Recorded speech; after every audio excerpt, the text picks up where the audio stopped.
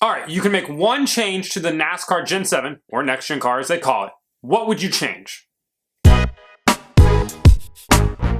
Okay, so NASCAR just finished their second season using the Gen 7 car, and overall I'd say it's been a pretty decent success. Through 72 races, 2 complete seasons, we've had 25 different winners. The parity's never been better. The racing on intermediates, 2-mile tracks, never been better. Obviously, short tracks and road courses are still lacking mightily in terms of what the on-track product is. And super speedways, you could say they're good, you could say they're bad. They're pretty in between. I feel like we've had some pretty good ones recently, and there will be people that will complain and say that they're not racing at full throttle, this and that. Overall, if the show looks good, that's really all that matters, especially at super speedways because it's kind of a crapshoot anyways. So, if you could make any change to the next gen car, only one though, what would you pick? And now, I'm terrified to put any of you in charge of making any of these decisions because, frankly, I see your comments, especially on my TikTok videos, and while insane, they are kind of humorous at times, and there are people that have some great ideas out there and some good justification for the reasons why they would do it. So if you could make one change, and I'm not saying I'm a genius by any means in terms of what I would pick, what would you pick? And we're going to lay some ground rules real quick. You can't come in and say, we need a completely different car. That doesn't count. That's the easy way out. We're not taking cop-outs. Instead, you have to pick something like increasing horsepower, changing the aerodynamics, whether that's removing the underbody, giving a different spoiler, something along those lines right there. Different transaxle, different gearing so that you're not shifting. You can pick that. A narrower tire because the contact patch is potentially too wide. Smaller brake package because the brakes are too good now. 5 lug nuts if you want to. It's not going to increase the performance of the car on track, but some people are really hung up on that single lug versus 5 lug debate. You could even go as far as saying moving the numbers back to the center of the door because that is something a ton of people are hung up on, and quite frankly I haven't thought twice about it since it was changed, but some people will pick that for sure. So the question is, what would you change? For me personally, I'm going with the increasing horsepower. And now, granted, I know this. I'm not a person that's like, horsepower is the end-all be-all. Is that going to fix all the problems with this car? Absolutely not. But I do think that increasing the horsepower is the easiest solution to get towards where you would like to go. And NASCAR, just last week when they gave their State of the Sport speech, they talked about how they know that the product is lacking on short tracks and road courses, and they're open to any and all ideas, including increasing horsepower, which is a big step in the right direction. Granted, I say that to say that they also said that they're looking at aero and tire changes before they get into the horsepower situation, which is disheartening, but at least they mentioned it, right? So it's in the conversation. But overall, I think increasing horsepower is the best way to do that. And now, you could say that getting a narrow tire is, a solution as well. And I agree with that. I also think that the brake package is a little bit too big and shifting is certainly a major thing. So that's kind of 3 things in one right there that you would kind of need to change without increasing horsepower. And remember, you can only pick one.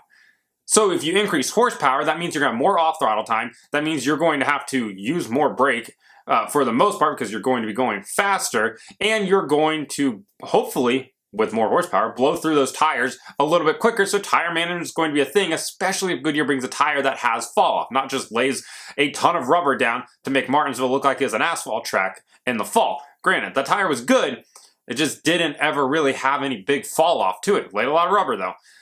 So increasing horsepower is probably the quickest solution to make up for what you would kind of need with the other 3. It doesn't solve the shifting issue at all, for the most part.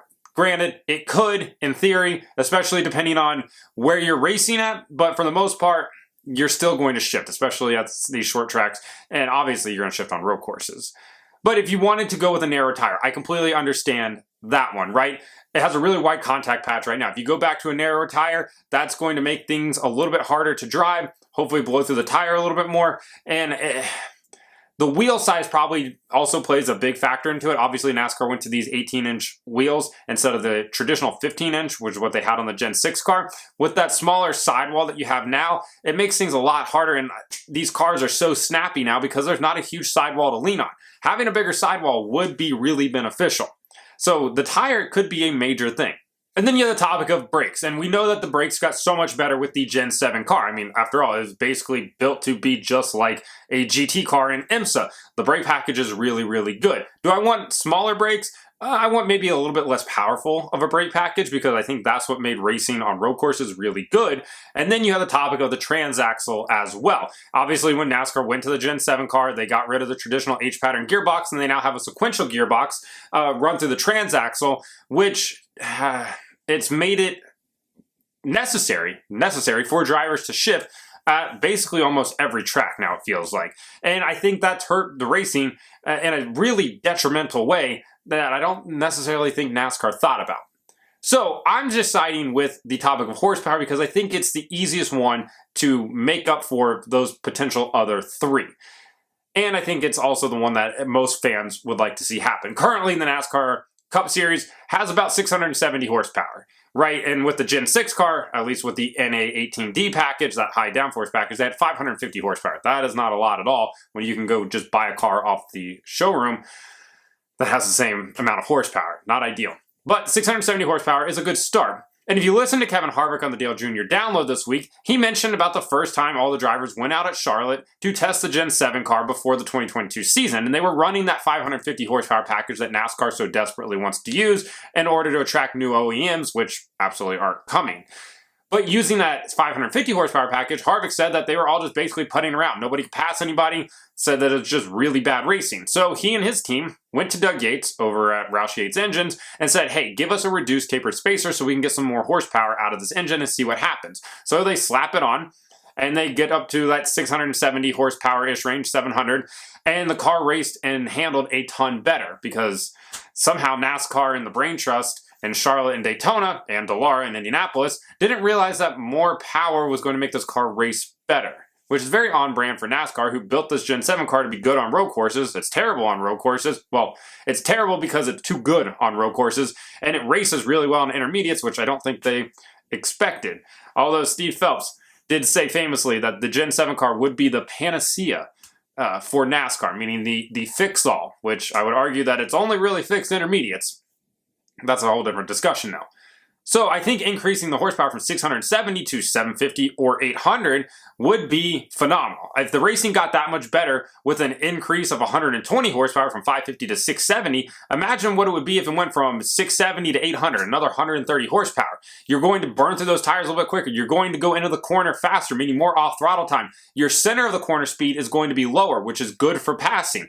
Everything about that makes a ton of sense. And now, NASCAR said it would take 12 to 18 months if they wanted to increase horsepower for every engine manufacturer to get enough parts in to build engines to go faster. Doug Yates, on the other hand, is like, we can do this next year if we want to, meaning 2024. Denny Hamlin also said that he heard that would be a little bit of an extended timeline, but maybe not as much as what NASCAR said. And I use Denny as an example because he's probably the most outspoken owner that's at least willing to talk timelines and behind-the-scenes stuff.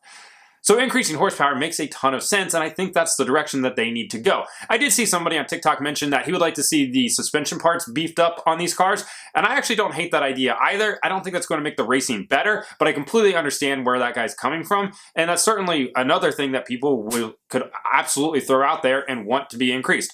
The one thing that this car has that's really good is its body. The composite body is absolutely fantastic. Love that NASCAR made that decision to go with the composite body on this car because you can beat the crap out of it and it just keeps on ticking. Ask Kyle Larson. I mean, that guy he's probably hit the wall more trying to run the wall than anybody else. And with the old Gen 6 car, eventually that would cut a tire down. And in this car, doesn't really seem to matter at all. So for me, I think that's what I would side with, is going with the increased horsepower. Now, obviously, anybody else can pick whatever they want, and I want to know what you're going to pick in the comments. So let me know. If you had the choice to make one change to the Gen 7 car, what would it be? And remember, you can't say a completely new car. That's not, you get excluded from this. It's like the SAT. If you don't write your name down, we're throwing you out because you got to be a little bit better than that. So like and subscribe to the channel, leave your comment, follow me on TikTok @BreakHard, Instagram and Twitter @BreakHardBlog.